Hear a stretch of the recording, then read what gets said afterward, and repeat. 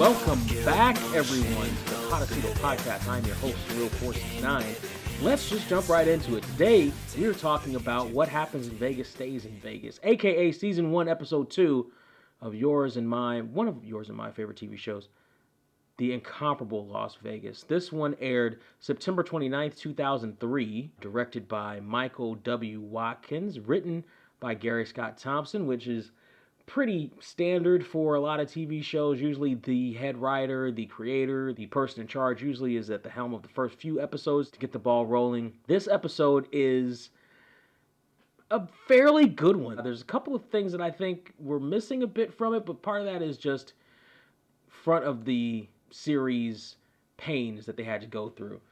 As we get started watching the episode, we see a fly land on a golf ball that gets swung by some drunk golfers. These drunk golfers are going to take us right to the start of the episode, but also right back to the end of the last episode. If you remember, there was a dead body in the desert at the end of the pilot episode. Remember when I said that you were made to think back to that dead body as you watch, because that was the one storyline that didn't get tied up? Well, it's getting tied up today. The golfers find their golf balls in this, it's not a golf course. I don't know what this is. I don't know, was it supposed to be an old golf course or something? I'm not sure. Either way, one of the golf balls rolls onto a dead body and the golfers scurry away. Then we zoom to the Montecito jet, where we see Danny opening up the door for somebody who you could tell on his face, he's not, it's not the usual chipper Danny here. Now, some people may recognize this guy. I recognized him, but I didn't quite know exactly where. Here's where you recognize him from. Absolutely everywhere. He has been in a bunch of things. His name is Daniel Hugh Kelly. And now Daniel Hugh Kelly has been in a whole lot of things that you have seen, including but not limited to All My Children, early on in his career, Thin Ice, a TV movie. He was in Ryan's Hope, which was a long-running soap opera. He was on there for 491 episodes. For goodness sakes. He then transferred to Chicago Story for 13 episodes. He was in Cujo. That movie put a fear of dogs in quite a few people. He was in I Married Dora, which did not put a fear of maids into a lot of people. I Married Dora was definitely a product of the 80s. It was a show that could only have lived and or survived in the 80s. He was also in The Good Son.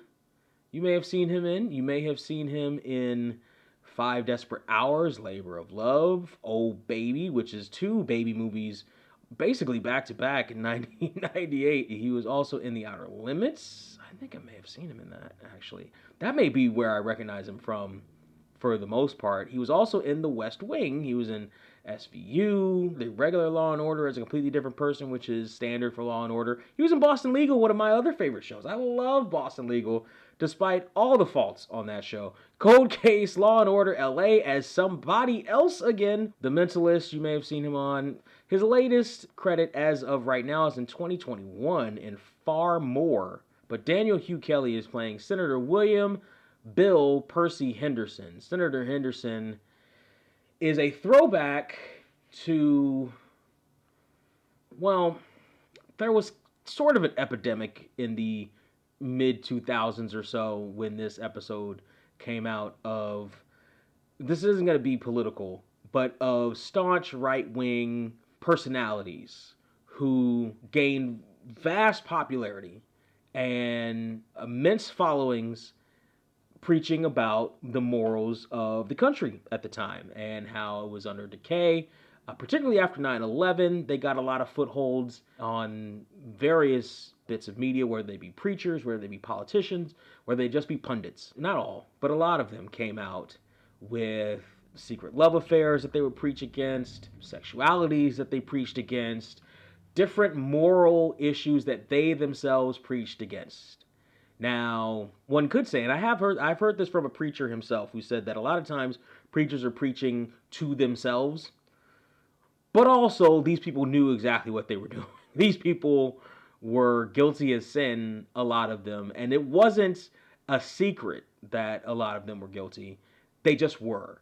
And this is a microcosm of that. Bill Henderson comes across the lovely Vanessa Marcil sprouting her blonde look in this episode. I'm not sure how many more episodes she's gonna be blonde. I think there was a role that she was doing at the same time, or they hadn't changed her hair to the natural black just yet. Either way, Blonde Sam shows up on a lot of early promotional material for Las Vegas, including the DVD cover. But we get Blonde Sam here. I prefer dark hair Sam. Blonde hair said that Blonde hair Sam says that she's going to punch the senator if he touches her. Ed says no, he's not. There's something going on here with the senator we don't quite know yet. Oh, one thing I forgot to touch on. Let's talk about this. As we get started, in the desert, you know how I love to talk about the different sounds that we hear, the different songs that we hear. The first song that we hear in the desert, depending on what version you're watching, we either hear Keep It Comin' by Uncle Kracker, which came across my desk by a version that may or may not have been on either Peacock or the DVDs. I can't tell you where it came from. There just happens to be a version out there with Keep It Comin' from Uncle... Yes, you heard me right, kids. Uncle Kracker. Ask your parents about Uncle Kracker. He's on one of the versions of the first song that you hear. The song that comes up on the DVD is probably a production track. I can't track it. The other one on Peacock is surprisingly not a production song. It's called Swagger, which is a song by Christopher Harris, David John Walker, and Ty Frankel. So we have at least 3 different versions of the first song that comes up. I don't know why there are 3 different versions. Rights issues are just insane. Anyway, the credits play and we get to see the Surf Championships. We get to see people come up on surfboards. We get to see hard-bodied extras sitting by a wave pool. We get to see Mary sort of running things here at the Desert Surfing Championships. Oh my, the Desert Surfing Championships. Well, here we go again with the music. The music that we see at the Desert Surfing Championship, if you're watching on a copy that, I don't know where you got it from. You shouldn't have gotten that copy. I don't know where you would have gotten that copy from. But if you are looking on that particular copy, you hear Wipeout. If you don't know the song Wipeout, I don't know how old you are. Are you 10? Now, you don't know the version. You don't know Wipeout. It's Wipeout. It's a version of Wipeout. That's probably all I can play without getting the feds down my throat. If you're watching on Peacock, you hear a song called Twist and Shout by Benoit Medrikowski. I can't believe I said that. And Eric Starkson. I'm going to count that as a win because that's Starczan. So I'm going to count that. I'm not going to pronounce it again, but I'm going to count that. And on the DVD version, I believe we get Silver Coast by the Insect Surfers. That's a great band name, actually, the Insect Surfers. Anyway, Silver Coast by the Insect Surfers is the song that we hear right here. Rights issues, man. Rights issues. Anyway, Mary is conducting business here at the wave pool with the Desert Surf Championships. Broadcast, of course, on NBC Sports, because why wouldn't it be? Because Las Vegas is on NBC. And we get a lovely aerial shot of Mary and her smile and just the beauty. And we see Danny basically leering at Mary. Now, kids, once again, anyone who is on Team Dairy, who's shipping Team Dairy, that is Danny and Mary for those uninitiated, the very first thing we see Danny do in this episode after the credits is leering at who? Is staring at the beauty of whom? That's gonna come up in just a couple minutes. We're gonna talk about why that's important in just a couple minutes. But we also get the very first Mitch sighting. Let me tell you about this guy, Mitch Longley. Mitch is going to be a regular on the show. You're going to come to really love Mitch. Mitch is a great character, and from what I hear, a great guy. First off, let's talk about his acting credits. Mitch started on soap operas. He was on Another World for about 16 episodes. He was on General Hospital for a few episodes. He was on Port Charles for 375 episodes. He was on Port Charles for more episodes than there are in a year. Judging Amy, Joan of Arcadia, Bones. I'm pretty sure I watched Bones. I'm pretty sure I saw him on Bones. Sharks, Weeds, Las Vegas, of course, for 63 episodes. Desperate Housewives, Law and Order, NCIS, Los Angeles.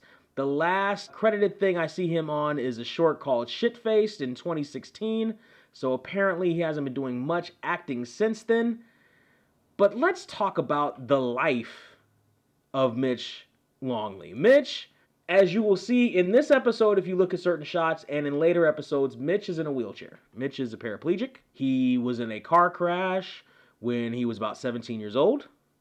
And in that car crash, he suffered a spinal injury. While in rehabilitation, he graduated from high school and walked with the aid of braces on graduation day, accepting his diploma. He was voted friendliest, best looking, and nicest smile during his high school years. That's not all. He then goes on to become an actor, the credits I just mentioned. For a while, he spent time traveling to places far and wide, from everywhere from Denver to Cairo, Egypt. After graduating in 1989, he returned to his hometown in Connecticut. In 1990, through a friend, he was able to meet the famed fashion photographer Bruce Weber. Mitch subsequently met designer Ralph Lauren and was hired by Lauren to be a fashion model in his ad campaigns. Are you nuts? Are you kidding? Are you kidding? And he is the founder of the nonprofit organization SOWOHO, Spirit of the Wounded Horse, which helps underprivileged Native Americans with physical disabilities. Why? Because he is a Native American with physical disabilities, and it is a great cause. Mitch Longley, ladies and gentlemen, he is listen, as a fan of Las Vegas, he's one of our favorite side characters. He's one of the first side characters that a lot of people really took to. In the second episode, the first time we see him in the second episode, like his sort of charm, his wit, his repartee with everyone in the surveillance room, it clicks. It works. It works. He's got a natural charm to him, and it just shines on screen. So Danny is leering at Mary, and in comes Ed, who is staring at a shot of Delinda over by the wave pool in a bikini, and he is mad. He is angry. He says, "You let her go out like that?" Look what the hell she's wearing. We're not wearing. Now, here's the important thing that we want to talk about when we're talking about these shippers. Danny had a shot of Delinda by the pool in a bikini, in a lounge chair, and who was he looking at? Who was he actually spending time to look at, to leer, I wouldn't say leer, I would say admire. Why, it was Mary, of course. It wasn't Delinda.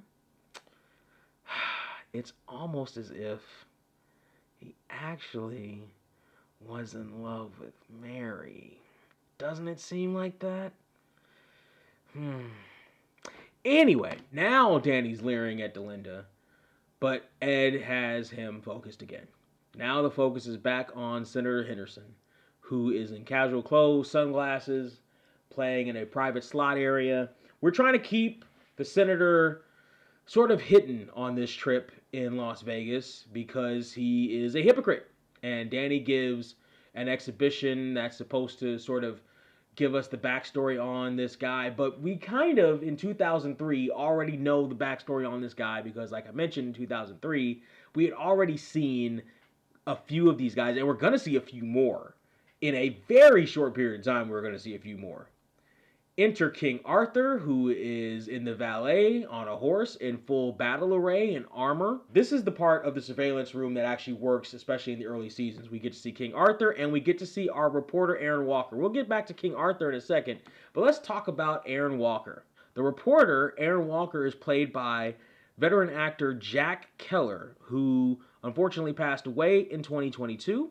Jack Keller was another guy who was around for a long time, and he played a lot of sort of skeezy-ish characters depending on who you ask. The reporter, to me, wasn't really skeevy. Like, I guess they kind of tried to make him seem like an almost bad guy, but he's not a bad guy because he's doing his job. He's doing what he was supposed to be doing, actually. So Jack's first credit is in 1983, where he was in Strange Invaders. He then goes on to Year of the Dragon, Hill Street Blues, Fresno, Hunter, the TV show Hunter, Cagney and Lacey. He does a couple of Newhart episodes, an LA Law episode, Glory Days, Dragnet, The Last Boy Scout, Point Break he was in. He was in Night Court. I think I remember him in Night Court. Tales from the Crypt, Blindsided, Cops and Robertsons, The John Larroquette Show. He was in a bunch of stuff. 187, Murder 1. Let's see, Lethal Weapon 4 he was in. Forces of Nature, Jag, Becker, Seventh Heaven, NYPD Blue, Las Vegas, like I mentioned, and we are only maybe halfway through his IMDb. His last credit was in 2022. It was Father Stu. He was in Men in Black 2. Jack Keller was in a lot of stuff. We see him here as Aaron Walker, a reporter. Aaron Walker, more than likely, is based off of the real-life Gotham columnist Mike Walker, who rose to popularity in the 90s when he wrote a #1 New York Times bestseller about O.J. Simpson and Nicole Brown Simpson. He was on the Howard Stern show frequently. I first heard about him when he would be a frequent guest on the Tom Leykis show. He also had a weekly radio show on KABC out here in Los Angeles. He unfortunately passed away in 2018, but he was a pretty famous Gotham columnist and brought a lot of attention to how the National Enquirer actually works versus the public persona of them. For a while, at least while he was writing for them, the National Enquirer really got a lot of stories right that we didn't want to assume was right, and they kind of had to because they were constantly on the receiving end of lawsuits, which they won most of because they were right. So that sort of enhances my idea that Aaron Walker here in this episode of Las Vegas isn't the bad guy. He's just the guy doing the dirty work that really needs to and should be done. We see him with the first time we actually see some tech that looks like it actually existed in 2003. Like that stupid radar or RFD thing that they had Danny walk around the pilot in was ridiculous. But we see Aaron Walker with the good camera. We see Ed with a good sort of camera device on. We see a good flip phone by Danny that is very Danny. Silver and blue, that's a very Danny thing. And we see Aaron Walker in the corner, and he's got a good shot. He's got a good shot of the senator. It's too late. He's got a good shot of the senator already. And here comes security to try to take Aaron Walker down. Now, again, we're kind of supposed to think that the reporter is bad. I think they say that he's from the National Enquirer too or something like that. Like it's he's doing his job and he's supposed to be doing his job. This is the second time, by the way, when the reporter is brought backstage to the hallways where what happens in Vegas stays in Vegas is said in like 5 minutes. The drunk guys say it at the golf course as well. Behind them, there is a sign that says, "Please do not hit the walls. They can't hit back." I mean, I guess they can't. Who's hitting walls? Why is that sign there? Was it just to break the monotony? It was probably as a cinematographer to break the monotony, and they kind of figured that they needed some color in this scene, something different. Like it probably just looked weird the way they had it, and so instead of putting another danger sign, they just put that sign up. Aaron Walker is told by Ed to just kind of, leave town. Just don't show your face around the Montecito. All of our guests are afforded some form of privacy on the premises, you see. So you're saying Senator Henderson is a guest? No comment?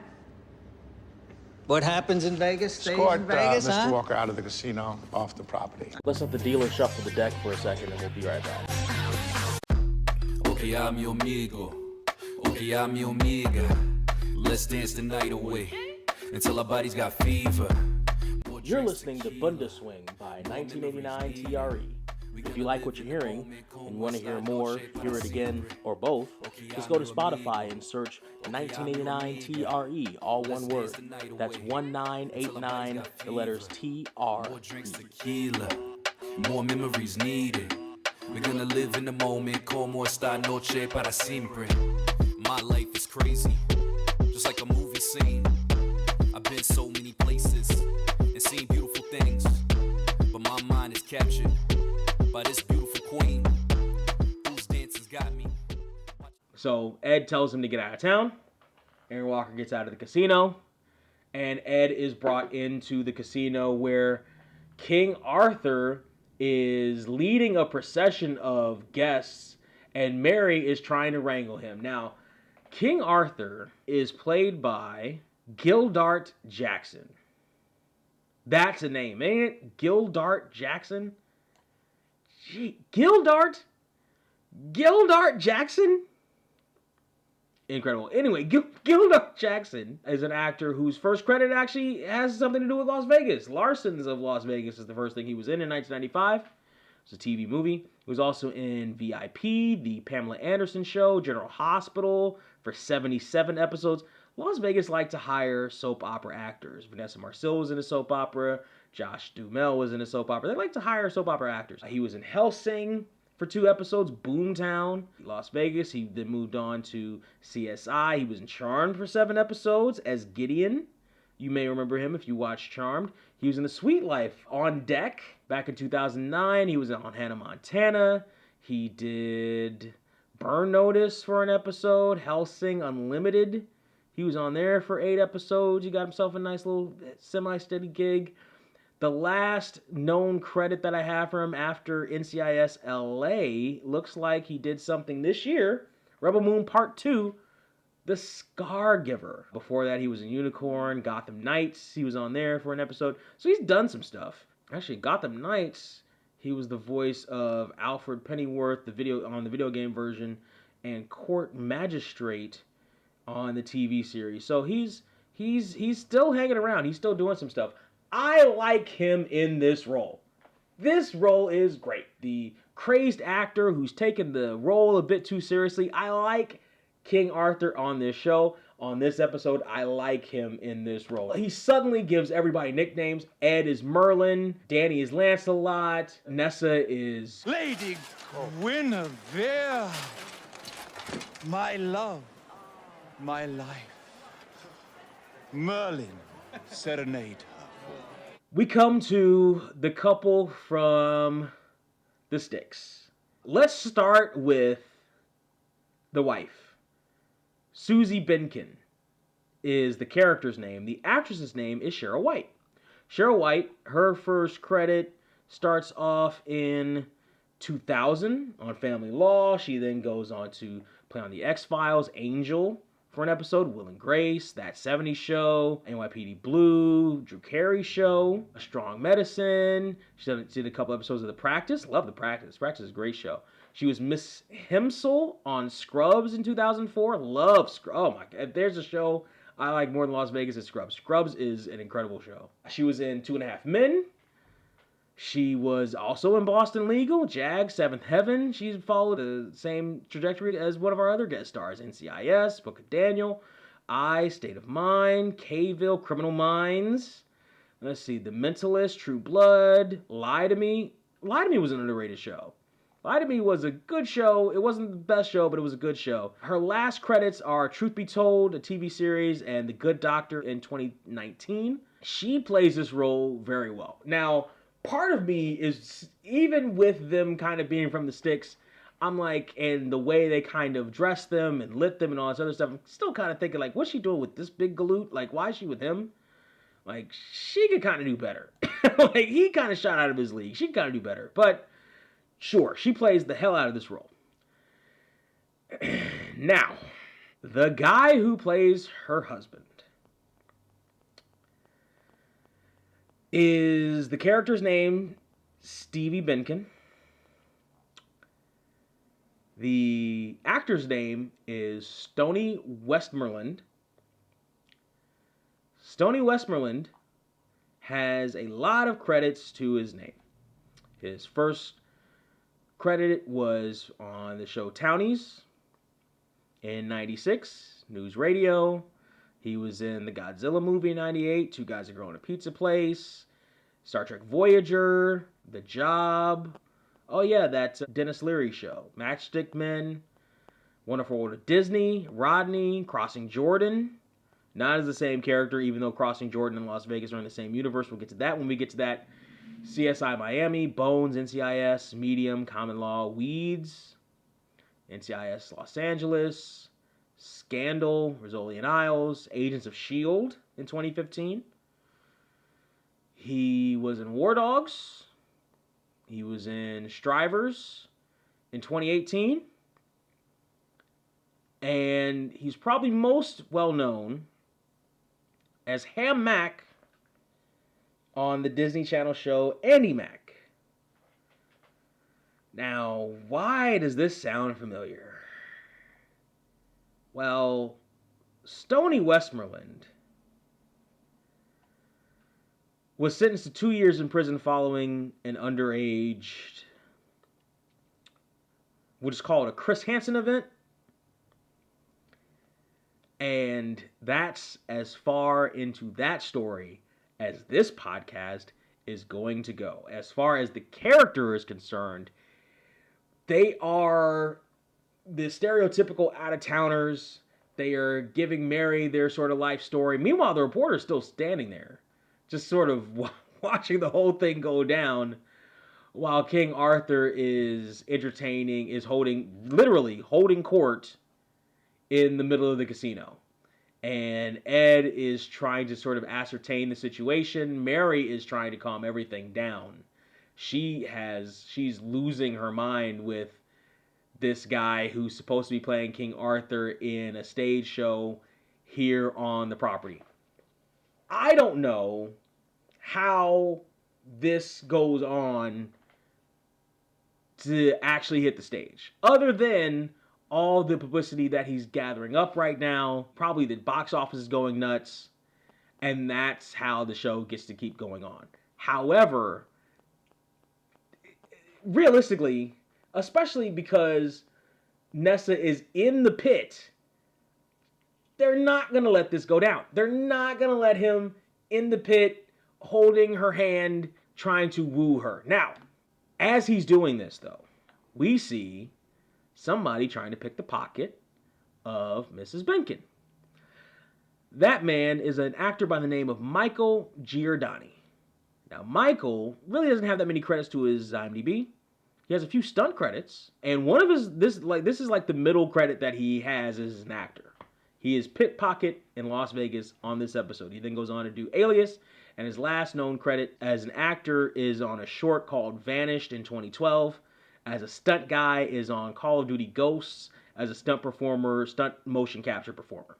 He picks the pocket of Mrs. Benkin, which leads to, in my opinion, one of the greatest line reads of the entire series. You will return the maiden's belongings to her and beg forgiveness on your knees or die by my side. Not only is it a great line read, but it really does sort of get across in a very short period of time how good an actor this guy really is. So the big kids don't know what happened. They all think it's a part of a stunt. Ed, of course, covering bases, comps their stay and says if there's anything you need, just ask. Don't tell that to Mr. Benkin anyway, but if there's anything that you need, just ask, says Ed. And the Benkins are just in love with it. Mr. Benkin keeps talking about how Vegas is better than Branson because the wife wanted to go to Branson. He is a PSA for Las Vegas on this episode, which probably helped with the production of the show in general, because if one of them saw this episode, they would see stuff like that, characters like that, which help put over the mystique, the magic of Las Vegas. We cut back to Senator Henderson in his room. Ed warns the senator, please do not go out on this trip to Vegas. We want you to stay in on this trip to Vegas. Please do not go out. There's a lot of press here. It's hard to control this one reporter who really has it in for you. Please do not go out on this trip to Vegas. Now, Henderson still wants to go out. Henderson still wants to do stuff. He can't just stay in like a high roller suite. I know that a lot of times, especially with like celebrities, they give them the treatment where they don't really have to be seen. But Henderson wants to go out and about. He wants to mingle. He wants to live Las Vegas up. So Ed tells Sam to get him a disguise, a good one. And then we cut to yet another reading of What Happens in Vegas Stays in Vegas. Now, of all the readings, this is easily the best one. Because you could tell, like, he is acting. This is thespianism. We have two guest stars back to back acting it up. Senator Henderson with the he can't even finish the statement. That's how much enjoy he is. What happens in Vegas stays in Vegas. Now, as I'm looking at this outfit and this costuming with the mustache and the hair that they give this guy, I have always thought this is the most ridiculous, obvious makeup job ever. There's no way he's inconspicuous wearing this getup. We'll get back to that later as well. So he puts on the outfit. Sam is disgusted. Aaron Walker is traveling. And here comes Danny and Mike. And they're following him down the strip. This is one of those external shots down the strip where they're actually using the strip. And that's fantastic. Mike says he wants to do some improvements on the car. Danny says don't touch it. But Danny then calls his dad to ask about Greg, because he hasn't heard from Greg. That storyline hasn't been tied up yet. Mary asked about Greg when King Arthur was running amok in the casino. Danny said, no, that's probably not. But it just gnawed at him. It just ate at him a little bit. And he had to check in on it. And he asked his dad. And his dad gives him some exposition. Says that he's sort of left in the lurch, left without a night watchman, which lays kind of the groundwork for the kind of life Greg's been leading. We get a little bit of Greg's story in a short amount of time. We get some exposition from Danny as they follow the reporter into the night. Like, they started on this trip in broad daylight. And now Danny and Mike are following Aaron to a club. In this club scene, we get production music on all of the versions. So this song doesn't really exist. Sam is just over it. Sam is over it all. The senator's mustache is falling off. The strippers are grinding all up on him, as they are prone to do, especially when you have a ton of money. Aaron Walker is walking into the club. So are Danny and Mike. Mike with this terrible pork pie. Is that what they call it? Pork pie hat? It's not a good look for Mike. But now we're running interference. Danny is distracting Aaron Walker. Mike and Sam are trying to get the senator out of the club as soon as possible. Then we get some exposition from Aaron Walker about Senator Henderson and Ed. Well, then let me enlighten you, kid. Senator Henderson has something over Big Ed DeLine, and he's holding it over his head. Which is the only reason why Ed is letting Senator Henderson get away with everything Senator Henderson has gotten away with. Danny doesn't seem to know that. Why? Because Ed hasn't told him. Danny don't need to know what Danny don't need to know. And as far as Ed's concerned, Danny don't need to know jack. Danny just needs to do his job and protect the senator. While Ed, realistically, is protecting the senator. And realistically, to himself, protecting himself. Watching his back. Because something went down a long time ago. Now, part of me is wondering why Danny is taking Aaron Walker at his word, but part of it is just, as the audience, we kind of have to do that. You know, we've only got 44 minutes to play with here, right? And you can't tell that whole story in that short amount of time, despite how much you think you can. So they leave the club, and in walks Luis. Let's talk about Detective Luis. He's another side character in Las Vegas that fans really like. I really like him. Luis is played by Guy Ecker. Guy Ecker's first credited role was in 1986, The Devil Wears White. He then flip-flopped between American projects and Latin projects. His next one was Dinero Sangre. After that was an episode of Webster, Born Killer, La Otra Rea del Tigre. For 120 episodes. I'm guessing that's a soap opera. 311 episodes of Café con Amore del Mejor. 100 episodes of Guajira. 100 episodes of La Mentira. That's as close as that pronunciation is going to get. 150 episodes of Salome. 12 episodes of Las Vegas.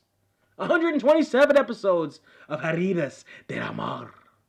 114 episodes of Eva Luna. 111 episodes of Passions of the Heart. That one's in English. 107 episodes of Azario. 1 episode of Arranque de Passion. 151 episodes of Por Siempre Mi Amor. For crying out loud. 154 episodes of El Señor de los Cioles. Ciolos. I'm trying. And his last credit as an actor that I have on his IMDb is 100 episodes of Perintes a la Fuerza. I tried. I really tried with those. But Guy Ecker, born in Brazil. Guy Ecker is going to be a key character in Las Vegas. He is going to add Spanish into almost any line he can get away with. But you'll be able to follow along. He's almost sort of kind of teaching you Spanish as he goes along. He brings Danny from the club to the morgue because they found Greg. As Danny identifies the body, they start narrowing down who would do this to gamblers. Greg's a gambler. That's his big vice. There are a couple of bookies in Vegas that they're talking about who would do business with a guy like Greg, and even fewer, about 2, who would do something like this to a gambler with a lot of debt. Danny is devastated, but he's clearly thinking about revenge. And Luis knows he's thinking about revenge. He tells him to go home. It's too bad. Danny's already got it in his head because Greg has been a childhood friend to him and Mary. They grew up together. They graduated high school together. And we get an exposition here from Danny about how Greg essentially was a better son to his dad than he was because rather than go to the military, Greg stayed home and ended up working for his father. And as we get that, we see Mary, a shot of Mary running as much as she can, probably in wedges, I think, down the hallway. This run scene is an interesting run scene for a couple of reasons. The first reason is just let's talk about it, the physics of Nikki Cox running down this hallway in a thin shirt. The physics, and I don't know what kind of the physics of this I can't explain. You have to watch the physics of this. There's no real way to actually describe the physics of her running down the hall. But she's also running down the hall like in a beeline towards Danny, who they both know is going to stop her. Even though she says she wants to see him, she's running so that she can try to see Greg's body. Danny knows she doesn't want to see the body. I think deep down, Mary knows she doesn't want to see the body, so she almost lets herself get caught by Danny in this moment and just breaks down and cries. And this is once again in the second episode of the series, we get to see the acting chops of Nikki Cox off the page. Again, the fact that Nikki Cox didn't become I don't know what happened from this show should have launched her into more movies.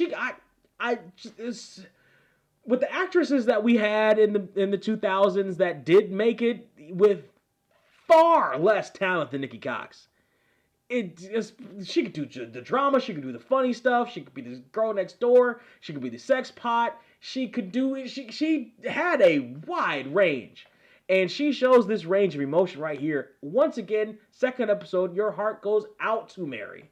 You just feel so bad for this girl. She's lost her friend. It's hard to cry. It's hard to have an emotional moment. And then at the end, as they're walking away, you see the sort of glaze over in her face of just nothingness, just the if you've ever lost someone, that despair, it's just as it really hasn't hit you, but it's washing over you. You don't know what to do. You're kind of drowning in the moment of it.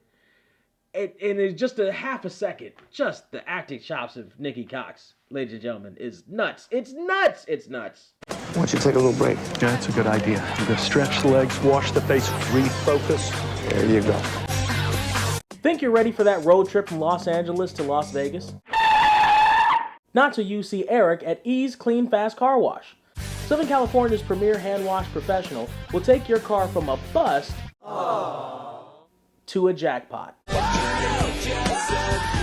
Eric will take care of your ride better than you do. So book your appointment today by going to tinyurl.com/ecleanfast. That's tinyurl.com/ecleanfast. Or text for an appointment at 323-399-3674. That's 323-399-3674. They return to the casino. Amazingly. I don't know how they returned to the casino. The Benkins are winning money, running around with the surfers. Here comes King Arthur running around the casino yelling,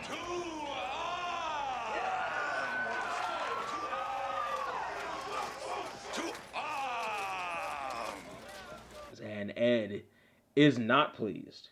Danny finds Ed, says that he needs some time off, and gets a warning from Ed that he better not be looking into the death of his friend. Once again, everyone knows what's on Danny's mind. And no one wants Danny to actually do it, but everyone knows what's on his mind. He wants vengeance for his friend, which is completely understandable, but everyone's telling him not to do it. Enter Jillian. We get to see the lovely Jillian once again on our screens. Lighten up the mood a little bit. They talk about King Arthur and his show and how it's all sold out and how she wants tickets for it. And this guy's an amazing actor, and Ed says this guy also has an amazing mental health record. And he talks about how he's nuts, which totally tracks. He's more than just an eccentric actor. He's a little bit nuts. He goes too far into his role, too much into the method. Here come the Benkins again. They are asking for a picture with King Arthur in front of the pyramid, so they can send it to the folks back home. Which, okay, good. I get how long is their trip, and how long are they gonna send it back home? They'll probably get to show the people back home before it gets back home. They drift off. Sam brings Ed and Danny back in because again there's something up with the senator. The senator does not like the fact that the reporter is running around the casino. And then Arthur comes up to Danny and says, Lancelot, I fear no good will come of Merlin's connection with this evil sorcerer. You and me both. So he's sort of encapsulating the episode. He's sort of putting it in different terms while also being a bit nuts. The senator tells Ed to make the reporter go away because Ed is good at making things go away. And Ed knows exactly what he's talking about, but he's not going to do what the senator wants him to do. He's going to try to get him off the property in a legal way while keeping him alive, but keep him away from the senator is the goal. Now, as King Arthur is finished talking with Danny, he is led away because here comes Nessa. Lady Guinevere. Again, and he calls her Lady Guinevere and escorts her off. Now, here's the problem that I have with this episode. One of the problems I have with this episode right here. Nessa's been on screen twice, said 0 words. Marsha Thomason is being incredibly wasted in this episode. I know it's only the second episode, and I know that they really didn't know what they were going to do with the Ice Queen at this point of the show. By this point, Paulie's gone. Like I said, the Ice Man has been replaced by the Ice Queen, so I don't think they really knew what they were doing with her yet. This kind of really is the first episode, because the pilot episode happened, we established some stuff, but a lot of stuff got shifted very quickly by the time we get to the second episode. It feels like a waste of Marsha Thomason. And as we keep watching the episodes and go through the show, there's going to be a lot of wastes of Marsha Thomason, actually. Maybe more so than almost any other character, which is a damn shame because Marsha Thomason is a gem. Delinda comes over, and she is tasked with babysitting Danny to get him away from the senator for a while. And really just to get him away from the casino, kind of get him to mourn his friend a little bit, grieve his friend, and kind of keep him out of trouble. But Ed messes up because he stuck trouble to keep Danny out of trouble. Delinda is trouble. She is going to try to play the sympathetic ear, but Danny is too fixated on getting revenge, finding out the dirt that he needs, the evidence that he needs to go after whoever did this to his close friend Greg. And in this scene, we're going to see some really good prop work, actually. As Danny and Delinda are going through the stuff in the bungalow where Greg slept on the job site for McCoy Construction, we see some pictures that they all took, graduation pictures, etc. And they look really good, actually. They look really good the way they did. Like, obviously, they had them just put on a cap and gown and take these pictures. But that's a good touch. That's a really good touch. You see Greg's helmet that's sitting there. Again, really good touch. You automatically get a sense of who this guy is, who this character was. Delinda, in this case, really is playing the proxy for the audience. They have photo booth pictures. They have graduation pictures. They do pretty good work, especially for 2003. They actually do pretty good work here. Tyler O'Reilly is the bookie who is responsible. And Danny knows exactly who Tyler O'Reilly is. He calls him Punk-ass dirtbag. Can you be more specific? He's the last resort for money in a town full of it. Delinda really doesn't know what's happening, or she kind of does. She knows Danny's going off the deep end, and she knows that she really can't kind of wrangle him in. She's trying to. As they go down the strip looking for Tyler, Delinda is trying to distract. Danny is trying to pull him off the ledge, so to speak. She's the last source of people trying to pull Danny off the ledge. And she's not going to succeed at all. At all, she's not going to succeed. They're going to talk a little bit about any secrets that Ed may have that may come back to haunt him. Delinda, of course, is not going to give any of it up. And at that moment, Danny sees Tyler. And Tyler sees Danny and is suddenly scared. Hold on. If Tyler O'Reilly was bold enough to rough up and beat up Greg, and he knew Greg's tie to Danny, and he still did what he did, knowing that Danny would probably come after him, and that Danny's a Marine. He knew Danny was a Marine. He had to have known Danny was a Marine. So they're running all through Vegas. Tyler knocks over a priest collecting for the poor, a woman with a carriage with twins in it, obviously to make him seem like the bad guy to try to get away, and Danny chases him down and pulls him down. And as they pull him down, they don't cut away from the shot in time to not have the crash pad come up on the screen, but maybe we weren't supposed to see that. Miraculously, Louis shows up right at that point where Danny is beating up Tyler. Miraculously, he just happens to show up right at that moment to stop Danny from doing something he would ultimately regret. Wow, isn't TV amazing? The next day, Mike sees Luis pull up to the valet, as well as Danny. Again, all at the same time. The timing here is amazing. Danny apologizes for last night. Luis tells him, listen, I'd done the same thing, even though last night he told him if you weren't my friend, I'd send you to jail right now. But he doesn't. And they get Tyler O'Reilly. He's in custody. They're going to look into it. They're going to investigate. Luis says we may not find anything. And that's the last we hear from Tyler O'Reilly. That's the last we hear about Greg and his case. As far as I can remember, I don't think we ever hear about Greg or Tyler ever again on this show. Despite Tyler killing Danny and Mary's best friend through childhood, I don't think we ever hear about Greg ever again. What happened to his case? Nothing. TV magic, baby. And again, Mike is wasted in this episode too. That's the last we see of Mike, and we barely saw Mike in this episode. But this is the problem that they actually fixed because they realized this fairly early. James Lejour is an amazing talent. James Lejour, there's only so much you can do in a parking lot. There's only so much you can do in a valet. There's only so much you can do. And that's why they changed Mike's character and career trajectory a little bit later in the series. As of right now, I think they kind of already get it with Mike. They don't quite get it with Nessa, though. And that's a shame. Sam is sitting by the slots while the senator is still flanked by women. And we can obviously tell that they have been up all night. But of course, one of the extras has to say, We've been up all night. Danny runs into Nessa, and here we get Nessa to actually speak in this episode. Danny again asks about the past and what Nessa might be able to tell him about Ed and his connection with the senator or anything, and Nessa again shuts him off and says no.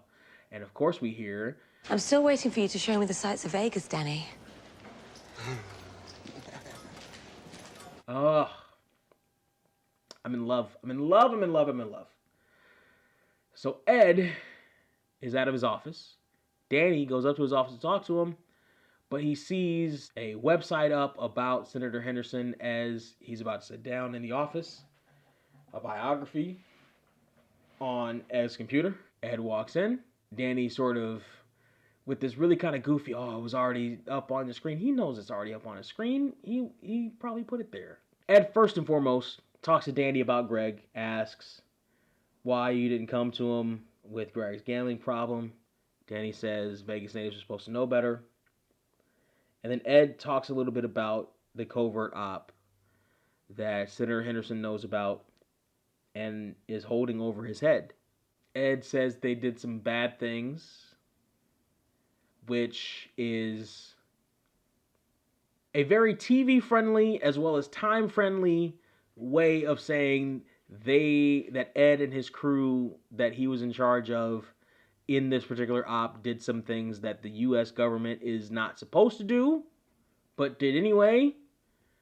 That is a shocking turn of events. I never would have saw that coming. Not from the U.S. government. No, never. But they did something like that, and Senator Henderson's holding it over his head. Again, perfect timing so that the writers don't have to go into any deeper detail. Aaron Walker is seen taking pictures of the senator, taking video of him, and asking him about his slot play. And Aaron Walker scurries away, like just like almost like a gopher, scurries away. And Ed is chasing him, but gets cut off by King Arthur, who has to be told that he is Arden King. He is an actor from Mary who is not putting up with his BS at this particular point. She's had a rough couple of days, and she's not putting up with anything anymore. And Ed whispers in his ear that he knows all about his medical record, and he needs to chill out. Listen, he kind of does. But what this does, this kind of causes a break in Arden, a.k.a. Arthur. Boy, what a coincidence. Arden King playing King Arthur. What a coincidence. The senator walks up to Ed after the sea of people just kind of leave.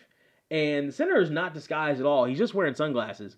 And I know how this goes. Sometimes you see a celebrity and it's like, oh, that can't be them because they look different than they do on TV. You know, TV, even if for interviews, they put you in makeup. You look different. Or you just can't believe that person is that close to you. But listen, some celebrities look like them. All right? Like, come on. Like, Sarah Harrison's going to look like him. And even at 6 a.m., the gamblers at 6 a.m., somebody would notice him. Like, he spent all this time trying to get the reporter away, but at the same time, you know, he's in the sea of people and nobody turns their head to say, oh, I think that's Senator Henderson. Somebody is. Anyway, we get more Mitch. We get more Mitch as the team are looking for the reporter, Aaron Walker, try to find out where he is and get the film back. Aaron Walker's down by the wave pool where the surfing championships are happening, and it's going to be broadcast by NBC Sports, don't you know? So Aaron Walker is looking for a place to upload the material that he has on his flash drives. Danny stops him after there was a really awkward moment. First off, we get production music here, obviously. Of course, why wouldn't you? Particularly with the Peacock version. As Danny is walking towards Aaron Walker, trying to find him, trying to get to the production area where Aaron Walker might be. By the way, none of the production guys think twice about this guy just walking up to the area. He's not in beach gear like everybody else is, so I guess maybe they think he might work for somebody on the property. So these extras say, what right there? What right there? What a weird... I know it's just a goofy thing to stop Danny's trajectory, but that's just silly. Anyway, Aaron Walker's trying to upload what he has. Danny finds him, cuts off the upload, grabs all his stuff, and takes him back again. King Arthur tosses Excalibur into the pool, because obviously there's no oceans in Las Vegas. Lady of the Lake, I am not worthy of Excalibur. And boy, is that going to come back as a plot point. Danny finds Aaron Walker, is dragging him off. Senator Henderson is calmed down now over by the slots. Ed's got Senator Henderson on the screens in the back, and Ed is having a tete-a-tete with himself. He's thinking about it. He's looking at the guy on both screens.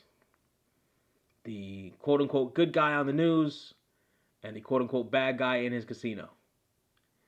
And Ed's having an issue with his conscience. We go to the interrogation room. Danny's got all of Aaron Walker's stuff, and Ed just tells him to give it back. Everything. Absolutely everything. Danny reminds Ed that Walker's just going to upload the footage as soon as he can. And before he even says it, Ed says, I know. Remember when I mentioned that Senator Walker's disguise looked ridiculous? As Aaron Walker is leaving the casino, scurrying away again, we see an extra in a suit with the same facial hair. Now, I don't know if they decided after the fact to add this guy in there, or if they modeled the senator's disguise after this guy once they saw him in production as an extra, or what. But that's a weird coincidence. So, right as I said that this looks absolutely unbelievable, I see this guy walking around with basically the same look in a suit minus the cap, and maybe I'm wrong. Maybe this might be, I at one point thought I was wrong, but I was mistaken, but this might be the first time I actually didn't get it right. Aaron Walker scurries away, past the guy with the just weird Baron von Raschke bruiser mustache. I shall fight no more forever, says Ed to Danny. Ed's just tired. Ed's just tired of fighting. Ed's just tired of keeping up the charade. He doesn't want to do it anymore. He's not going to do it anymore. Meanwhile, the wave pool shut down. Completely and totally. The song that plays as the wave pool is shut down is called Lady Luck by Sonny Ellis off his album It's a Struggle. So Mary tries to calm the crowd down. She is told by one of the production guys that it'll take a few hours for a crew from LA to fly in to fix the high-tech machinery. My first question is, why wasn't there a crew on hand? Like, this is a big event. It's on national television. Shouldn't there be somebody on hand with a wrench or something to be able to fix something, like, on hand? Like, you should have put up a crew in a room somewhere in case something happens with a piece of machinery like that, and it probably will have somebody on hand. That's just poor planning. Anyway, the senator's footage is out, and he is panicking. He is losing it.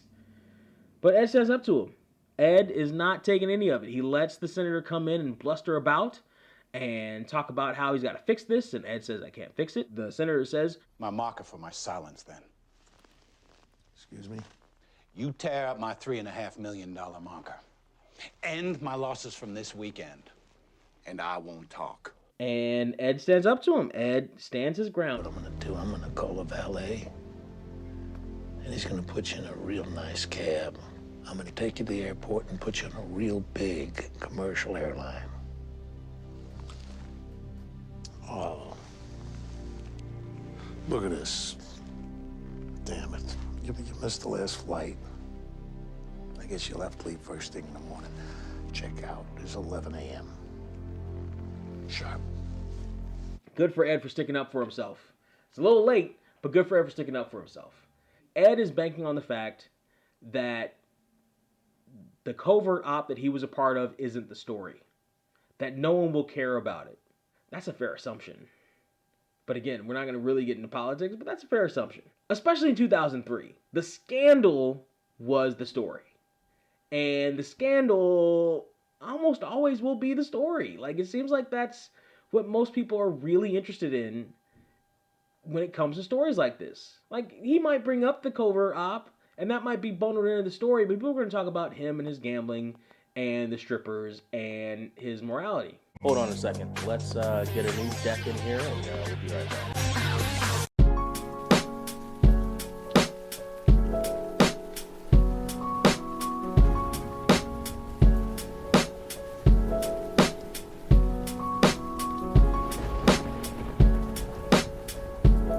You're listening to Rainy Days Don't Get Me Down by Anthony Njoku.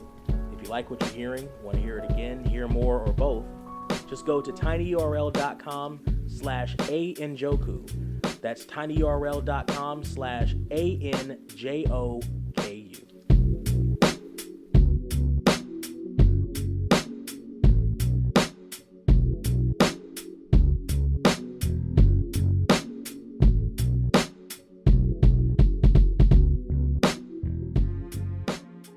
Mary's in distress over the fact that the wave pool isn't working, and she's the event coordinator. She put it all together. She says they're going to be lucky if they let her finish out the day. And this triggers Arthur, who sees a lady in distress, to dive into the pool and fix the problem that he caused. He pulls Excalibur out of the pool, aka the stone. Danny's about to go in and get him, but then he sees Arthur come out, and a big giant wave rushes Arthur to the shore of the wave crowd. Production music plays throughout this whole thing on every version that you're going to see, and the crowd again loves him. This is the only reason he's getting away with this stuff. This is the only reason he's getting away with this stuff, because he's really good at drawing a crowd. And the surfing continues. We're right back at it almost immediately. You get some good shots here. The last guy looking directly into the camera, too. Looking directly into the camera. Good for him. Get your 15 minutes of fame, sir. Senator Henderson is all over the news. The reporters are just going to town on this guy. The reporters that they got, I believe, are from Los Angeles. Like, I've seen them before. I can't remember exactly what stations they were on, just because it's been a while. I think the guy was on Channel 5. The woman out here, KTLA. The woman, I can't remember exactly what channel she was on, but I think she was out here maybe 9, maybe? We get to see Mike again, one last time, as the Benkins take off, talking about the time that they had, showing off the picture, and Mike is just putting on the face. He's a great valet. He makes everybody feel special. There's Senator Henderson about to leave with reporters all around him. Again, Mr. Benkins says, I told you everybody comes to Vegas. You probably won't be invited back again. Meanwhile, Danny and Ed take a look at the footage on the camera, and then we go to Greg's memorial service at Belisara. And there's a bunch of people around telling stories. I don't know how many of them know Greg, but there's the Montecito crew. Obviously, there's an Elvis for some reason. I need to talk about this scene, because on the DVD version we get a song called The Hands of Time, which is a good song for this scene. It works. It's by Groove Armada. It is a good song for this scene. We get to see the president of Mandalay Bay come in and give his condolences. They were still shooting in Mandalay Bay in a lot of this. You can definitely see the Mandalay Bay all around this episode. Their set really wasn't up yet. So we hear Hands of Time by the Groove Armada play, and that's a good little song for the moment. If you're watching on the DVD, and I believe even if you're watching on a different copy that you may not be able to procure in the best of ways. If you're watching on Peacock, you get a truly terrible production song. The sound was terrible. It overpowers everything else that's going on in this episode. The volume and the mixing of this song in with the rest of the episode is awful. And I will remember you, my friend, and all these goofy, terrible lyrics that sound like they were generated by AI, a bad AI. I will remember you, my friend, and always to the end. It's awful. It's just bad. It's not even grade school level sad songwriting. It is just atrocious. It is just terrible. And you cannot stay in the moment. Even with the good acting by Nikki Cox, you cannot stay in the moment. It is such a terrible song. And it plays through the rest of the episode as Danny and Mary say goodbye to their friend and take his ashes and share them across the Las Vegas Strip. What an awful song. I truly hate bad production music that comes in and overlays over songs, especially something like this. Like, Groove Armada is not a big band or anything. Let them have this moment. Let them have this episode. Let somebody put on their Shazam on their phone and find Groove Armada. Early 2000s, I talked about this before. I found so much good music through TV shows in the early to mid 2000s. Let people rediscover it now. Let people rediscover it now. Whatever rights you're talking about with the holding and all that, stop it. Get the lawyers together to figure this out. And how they can figure which songs they're going to overlay with production music versus the songs that they still somehow get the rights to or procure more rights to it. Or like the opening song, why do we have 3 different versions of the opening song on 3 different platforms? What is going on here? And it becomes readily apparent in a moment like this. You have this moment that's supposed to cap everything off. That's supposed to be a touching moment. That's supposed to let us in on the emotions of 2 of the main characters on this series that we're going to follow for God knows how long. We know it's going to be for 5 seasons, but on the emotions of these characters, we've been following this storyline now for 2 whole episodes. And we cannot get a good even listen, I would have taken just plain music. Plain production music in the background would have been better than this cheap AI version of, I don't know if this guy's a singer or not, a real singer with these terrible lines. It sounds like he was making them up as he was singing in the booth. What are we doing? They could have played taps over this and it would have been better. I'm done ranting. Mary and Danny take Greg's ashes and let them go across the Vegas Strip. Just before they do, the Elvis says, "Viva Las Vegas, baby!" Which is just, okay, fine, sure, why not? This shot is great, even with the CGI ashes flying out, which actually doesn't look as terrible as you think that they would look for 2003. But you probably can't get real ashes to cooperate with you properly on something like that. What a horrible, ugh.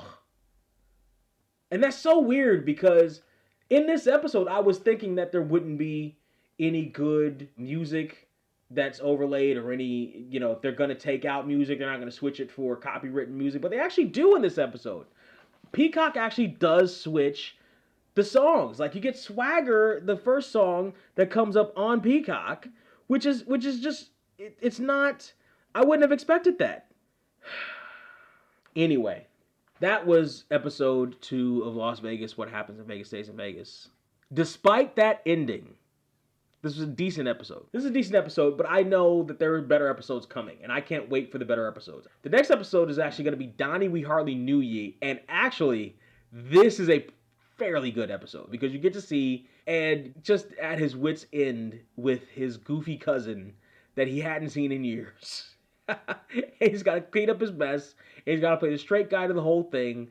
And he is over it all from the very beginning. And James Caan is fantastic in this episode. This third episode is, in my opinion, slightly better than What Happens in Vegas Stays in Vegas.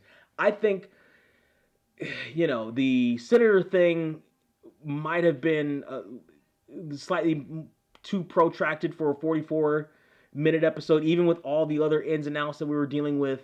Like, I got it almost immediately, and I was kind of over it sooner than I even remember being over it. But you had King Arthur come in, and he was a good change of pace.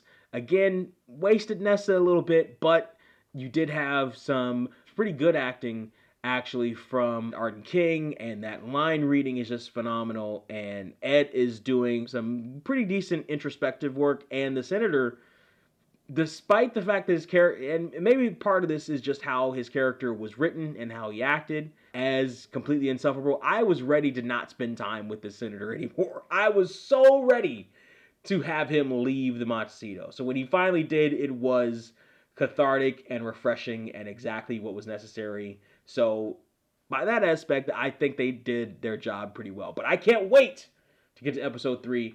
Donnie, we hardly knew thee. I really do like that episode. That's, I think, one of the better early episodes of Las Vegas. And I can't wait for you to join me, too. Find us on a few different places. You can find us on Twitter at the Podecito. You can find me pretty much everywhere at Surreal469, SURREAL. The number's 469. And I can't wait to see you guys next time as we actually get to know Donnie. We hardly knew you here on the Podecito. Take care.